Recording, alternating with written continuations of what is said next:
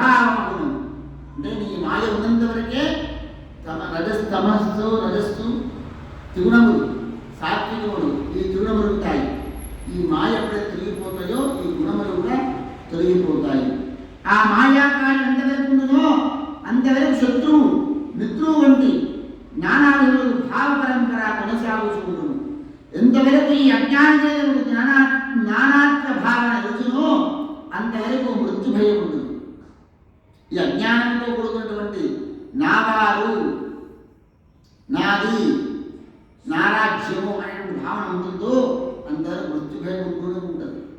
అందువలన ఎవడు అవిద్యను ఉపాసించును అనగా అజ్ఞానపూరితములు కర్మాలను ఉపాసించును. అజ్ఞానంతో కూడుకున్న కర్మలు అజ్ఞానంతో కూడుకున్న కర్మ కామ్య కర్మలు అర్థం ఉంటాయి. అతడు ఘోరములు అంధకారము పడిపోవును.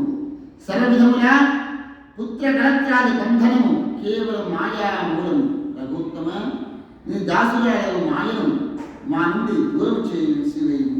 స్వామి నా చిత్తవృత్తి ఎల్లప్పుడూ నీ పాద పద్మముల యందే నిలిచియుండుగాక. నా వాక్కు నీ నామ సంకీర్తనమునందే. నా యొక్క వాక్కు ఎప్పుడు కూడా నీ యొక్క నామ సంకీర్తనమునందే కథనమునందు ప్రతించుగాక. అద్భుతం. నా హస్తములు ఎప్పుడు కూడా నీ భక్తుల సేవలయందు అమరియుండుగాక. నా శరీరం నీ అంగ సంగ్రామనందు నిలుచుందుగాక. నా యొక్క శరీరం ఎప్పుడు కూడా నీ యొక్క సేవకే నిలిచి ఉండుగాక. నా కన్నులు ఎల్లప్పుడూ నీ దివ్యమంగళ విగ్రహము భక్తులను మా గురువులను దర్శించుతూ ఉండుగాక. నీ దివ్యములకు జన్మ కర్మలను నా చెవులు కలివిదీరా విరుచు పరులుగాక. నా పదయుగము సర్వదా భవదీయ మందిరముల వైపునకే మరలుగాక. రామా గరుడధ్వజ నీ పాదరాగము కలిసినటువంటి పుణ్యతీర్థముల తుంపలను నా శరీరము ధరించుచుండుగాక. సర్వదేశ సర్వకాల సర్వావస్థలయందు శివబ్రహ్మాదుల పూజలందుకొని నమస్కరింపబడు నీ దివ్యమైన భవ్యమైన శరణములందే నా శిరము ప్రణమిల్లుగాక అనే సుగ్రీవుడు అద్భుతంగా ఆ రామచంద్రమూర్తిని ప్రార్థన చేసినాడు. ఆ తర్వాత ఆ ప్రార్థన పూర్తయిన తర్వాత మహాదేవుడు చెప్తూ ఉన్నాడు, ఓ పార్వతి, ఈ విధంగా తన ఆలింగనము చేత సాంగత్య చేత సమస్త పాపం విశేషంగా తొలగింపబడింది. ఆ విధంగా పరిశుద్ధుడైనటువంటి సుగ్రీవుడిని రాముడు చిరునవ్వుతో చూసి ఇలా అన్నాడు. తన కార్యసిద్ధిని ఆశించి సుగ్రీవుడు మోహింపజేయి తన మాయా ప్రభావమును అతని యందు మరింత విస్తరింపజేయుట చేయుచూ ఇలా అన్నాడు. మిత్రమా, నీవు నాతో చెప్పినందుకు నిశ్చంశయంగా సత్యమైనది. అయినను రఘునందనుడు ఆ సుగ్రీవునితో అగ్నిసాక్షిగా మైత్రిని కుదుర్చుకున్నాడు.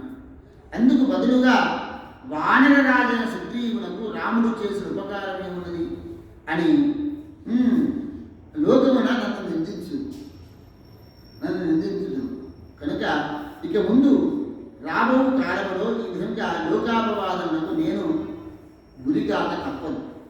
ఇందులో రవ్వంత అనుమానం లేదు. ఎందుకంటే ఆయన కూడా కష్టాల్లో ఉన్నటువంటి వాడు కదా. అందువలన నీవు పోయి నీవు వెళ్ళి వారిని యుద్ధములకు ఆహ్వానించు. నీకు శుభమగుగాక. ఒకే ఒక్క బాణముతో వారిని వధించి రాజ్యమును నన్ను అభిషేకించదును అని రాముడితో చెప్పగా సరే అని సుగ్రీవుడు వెంటనే కిష్కింధయుందుడి ఉపవనమునకు వెళ్ళినాడు. అక్కడ బిగ్గరగా అరిచి గర్జించి వారిని యుద్ధములకు పిలిచినాడు. తమ్ముడి యొక్క అరుపును విని కోపముతో కనులు ఎర్రబారిన వాడి శీఘ్రంగా గృహం నుండి వెళ్ళి వానరపుంజుడు సుగ్రీవుడున్న చోటుకు వచ్చినాడు. మీదికి వచ్చుచున్న వాలి వక్షస్థలముపై సుగ్రీవుడు బలముగా పోదినాడు. ఆ వాలిని ఒక్కడ దూదినాడు. అందులో వాలి కూడా క్రుద్ధుడై పిడికిళ్ళు బిగించి సుగ్రీవుడిని కొట్టినాడు. మళ్ళీ అతనిని మరల సుగ్రీవుడు కొట్టినాడు. ఇలా రోషముతో పరస్పరం ఇద్దరు ముష్టి యుద్ధము చేయించున్న వారు ఇరువురు ఒకే ఒక్క రూపమున ఉండట చూసి రాముడు ఆశ్చర్యచకితుడైనాడు. చాలా ఆశ్చర్యాన్నిపడినాడు. వారిని సరిగ్గా గుర్తించలేక సుగ్రీవుడు వధింపబడునో ఏమో అని శంకతో రాముడు వ్యాకులుడై బాణము విడవలేకపోయినాడు.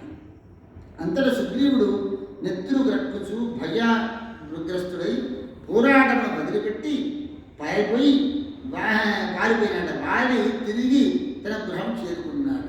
సుగ్రీవుడు మళ్ళా ఋష్యముఖ పర్వతం వచ్చేనాడు.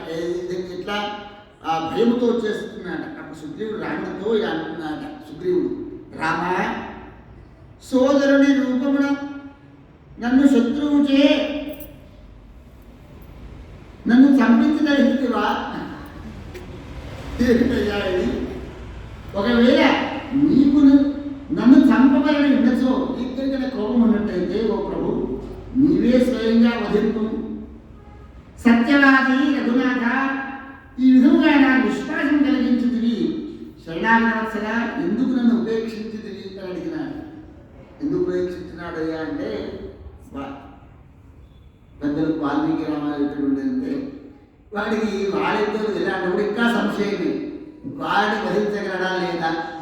భగవంతుడికే మనకు ప్రశ్న పెట్టినాడు అనమాట, అంటే పరీక్ష పెట్టినాడు. భగవంతుడికి పరీక్ష పెడతామా? రాముడిని విశ్వసిస్తే పూర్తిగా విశ్వసించాలి. సరే విడిచి నాలుగు తండ్రులు చదివితే అప్పుడు కథ అవుతుందిలే అనుకున్నాడేమో రాముడు కూడాను. అయినప్పటికీ రాముడు ఏమన్నాడంటే, సుగ్రీవునితో మాటలు విని రాముడు ఆయన కూడా చాలా బాధపడి సుగ్రీవుని ఆలింగనం చేసుకొని ఆ శరీరానికి గాయాన్నంతా కూడా మాన్పివేసినాడు. మాన్పివేసి, సోదరా నీవు భయపడవలేదు, మీ ఇద్దరి యొక్క రూపం ఒకే విధంగా ఉంది. అది చూసి తొందరపాటున నా యొక్క బాణము మిత్రుడు నిన్ను గాయపరిచి కనుక నేను మిత్రఘాతపడయ్యేది కదా అనే శంకతోటే నేను బాణం నాకు బుద్ధి చెప్పాలి కదా. మరి మేమిద్దరు ఒకే రకంగా ఉంటామయ్యా అని చెప్పాలి కదా, లేకపోతే ఆ విషయం ముందు చెప్పాల్సింది ఉంది కదా, తక్కువ సుగ్రీవుడిది కదా. అప్పుడు రాముడు, ఇప్పుడు ఒక పని చేయి, ఇప్పుడే నా భ్రమ తొలగకూడదు, నేను నీకు ఒక గుర్తు పెట్టాను. మరణగలము, శత్రువుడు పిలుము, వారిని నిహతులు కాకగా చూడగలవు. సోదరా, రాముడులకు నేను నీపై ఒట్టు చెబుతున్నాను, శత్రువును క్షణములో వధించదును అనే విధంగా శత్రువుని గురుట కలిగించి లక్ష్మణుతో రాముడు ఇలా అన్నాడు. లక్ష్మణ, వికసించిన పుష్పమాలను దానికి సుగ్రీవుని మెడలో వేయము. భాగ్యశాలి లక్ష్మణ, ఇతరుని వారితో యుద్ధములకు విడుదలట్టుగా ప్రేరేపించున్నాడు. విని లక్ష్మణుడు అలాగే మాలను వేసి పద పద అని లక్ష్మణుడు అతను సాధనంగా యుద్ధములకు సుగ్రీవుడిని పంపినాడు. సుగ్రీవుడు కూడా వెళ్ళి అట్లాగే చేసినాట. మరణం ఒక్కసారి అద్భుతమైన గర్జన చేయించు వారిని పోరు పిలిచినాట. అది విని వాలి మళ్ళీ క్రోధాపరవశుడై వీడికి కొట్టిన దెబ్బలు సరిపోయినట్టు ఉండేది, మళ్ళీ ఒక్కసారి తిందామని నడుము కట్టుకొని గట్టిగా యుద్ధములకు మరింత ఉత్సాహంతో బయలుదేరి సమాయత్తమైనాడు. అట్లా బయలుదేరిన వారిని యథార్థంగా గుర్తించి తెలిపిన భార్య తార, మహాపతివ్రత తార పట్టుకొని నిరోధించి, నాకా ఇప్పుడు మీరు వెళ్ళకూడదు, ఈ విషయం అత్యంత అనుమానంగా కలుగుతున్నది. ఇప్పటికిప్పుడే నీచే భంగపడిన వాడు తిరిగి మళ్ళా పుంజుకుని వచ్చినాడు అంటే మనం ఆలోచించాలని. కనుక అతనికి ఎవడో బలవంతుల వ్యక్తి తప్పనిసరిగా సహాయుడే వచ్చి ఉండి ఉన్నాడు అని తారక చెప్పిందట. అప్పుడు వాలి ఆమెతో ఇలా అన్నాట, ఓ భూ విలాసిని, నీకు కలిగిన సందేహము తొలుగుగాక. ప్రియా, నా చేయుడుము పొమ్ము, నేను శత్రువు వద్దకు పోయేదను. వానికి తోడు ఎవరైనా వింటుగాక, వారిని కూడా వధించి తిరిగి వస్తును. అయినను సుగ్రీవుడికి సహాయం లేదు. ఒకవేళ ఇచ్చినను ఇద్దరిని ఒక్కమారే చంపి తిరిగి వచ్చేదను కదా. దీంట్లో అనుమానించవలసిన పని లేదు. నీవు శత్రువు ఉన్నాడని తెలిసి ఉండి యుద్ధములకు పిలువబడి ఉండయు సూర్యుడు ఎట్లా ఇంట్లో ఉంటాడు? కావున ఓ సుందరి, ఆ శత్రువును వధించి తిరిగి వచ్చేదను అని అన్నాడు. అప్పుడు తార ఇలా అంటున్నాడు, ఓ బాలరాజుగా, నేను చెప్పబోయే మాట ఒక్కసారి వినుము, పిదప నీకు తోచిన విధంగా చేయము. మూర్ఖులు చెప్పినా కూడా వినరు కదా. మన కుమారుడు అంగదుడు వనములో వేటకు పోయినప్పుడు అతన్ని చెవిలబడిన మాటలు నాతో చెప్పిను. శ్రీమంతుడు అయోధ్యాధిపతి దశరథుని కుమారుడు శ్రీరాముడట సోదరుడు లక్ష్మణుడితో భార్య సీతతో దండకార్యం వచ్చినట. అక్కడ సీత రావణ చేత అపహరింపబడినట. తమ్ముడి సాయమున జానకి జాడలు తీయు అది వృక్షము గదిలిపై ఉన్న సుగ్రీవునితో కలిసెను. అతని తోడ అగ్ని సాక్షిగా స్నేహం చేసుకునేను. లక్ష్మణుడే ఇతడైన రాముడు సుగ్రీవుని కొరకై యుద్ధమున వారిని చంపి నిన్ను నేను రాజుగా చేయుదును అని ప్రతిజ్ఞ చేసినాడట. ఈ విధంగా నిశ్చయించి వారు వచ్చి ఉండిరి. ఇది నిశ్చయము, నా మాట వినము. ఇప్పుడిప్పుడే నీచే యుద్ధమున భంగపడిన వాడు తిరిగి ఎలా వస్తును. అందువలన అన్ని విధముల వైరమును వదిలి సుగ్రీవుని రక్షింపుము. యువరాజ పదవి ఎందు అభిషేకించుము. వెంటనే నీవు రాముని శరణు పొందుము అని తార చక్కగా ఉపదేశించినది. అప్పుడు ఓ వానర శ్రేష్ఠ, నన్ను అంగదుని వానర రాజ్యమును వానర కులమును కూడా రక్షింపుము అని తార పలుకుచూ ఆమె కన్నుల నీరు నుండి పడిపోగా వాలి పాదద్వయమును నమస్కరించి చేతులతో చరణమును గట్టిగా పట్టుకుని భయవిహ్వరాలై ఎలుగెత్తి రోధింపసాగుతున్నది. ఆమె వాళ్ళు వెళ్ళకుండా వాళ్ళు గట్టిగా పట్టుకున్నది. ఆమె లేవనెత్తి ఆలింగనం చేసుకుని ఈ విధంగా పలికినాట. వాళ్ళకి ఏమిటి? ప్రియా, సహజముకు స్త్రీ స్వభావన నీకు భయపడుతున్నావు, కానీ నాకు ఎట్టి భయం లేదు. ప్రభువుకు రాముడు లక్ష్మణ సమేతుడికి వచ్చి ఉండనేని తప్పనిసరిగా రామునితో నాకు స్నేహం కలుగును. ఇది నిశ్చయం. పుణ్యశీల, భూభారం తొలగింపజేయడం అఖిలలోక నియామకుడు నారాయణుడు సాక్షాత్తుగా రాముడై అవతరించినాడని ఇంతకు ముందే నేను కూడా వినియండి. ఆ పరమాత్మలకు తనవారు పెదవారు మన పక్షపాతము వారికి ఉండదు. సాధ్వి, అతని పాదపత్రం నమస్కరించి మన ఇంటికి నేను తీసుకుని వచ్చదును. తను సేవించిన వారికి అతను ప్రేమించి సేవించును. సర్వేశ్వరుడు ఆ రాముడు భక్తి చేత మాత్రమే పొందదగినవాడు. సుగ్రీవుడు వెనక స్వయంగా యుద్ధములకు వచ్చినచో క్షణములో అతనిని చంపివేయగలను. ప్రియురాల, రుచింపు. శత్రువుచే యుద్ధములకు ఆహ్వానం పొందిన నేను నీవు చెప్పున సుగ్రీవునికి యువరాజ పట్టాభిషేకం చేయగలను. శుభలక్షణ, సమస్త లోకములు అంగీకరించిన శూరుడును నేను. అట్లయినప్పుడు భయపడచ్చు భీరుడు వలె వాలి ఎలా భయపడగలను? ప్రియా, అందువలన శోకము వీడుము. సుందరి, ఇంటి అందే ఉండుము. ఇట్లు సజ్జల నేత్రయ్యి దుఃఖించుతున్న ఆ తారను నటించి ఓదార్చి సుగ్రీవుని వధించు ఉద్దేశంతో వాలి సన్నద్ధులైనాడు. భీమ విక్రములకు సుగ్రీవుడు పట్టుచున్న వారిని చూడగానే మెడలో వేయబడినటువంటి పుష్పమాల క్రొత్త ధైర్యము విశ్వాసముతో మొదలుటేల వల్ల ముందుకు ఉరికినాట. పిడికిలు బిగించి ముష్టిఘాతముతో వారిని సుగ్రీవుడు కొట్టగా వాలి సుగ్రీవుడిని కూడా కొట్టినాట, మోదినాట. వాలి సుగ్రీవుడు వారిని పరస్పరం పిడికిళ్లతో కొట్టుకొనసాగినారు. అంతసేపు రాముని చూస్తూనే సుగ్రీవుడు యుద్ధం చేస్తున్నాడు. రాముడికి చూస్తూనే సుగ్రీవుడు యుద్ధం చేస్తూ ఉన్నాడు.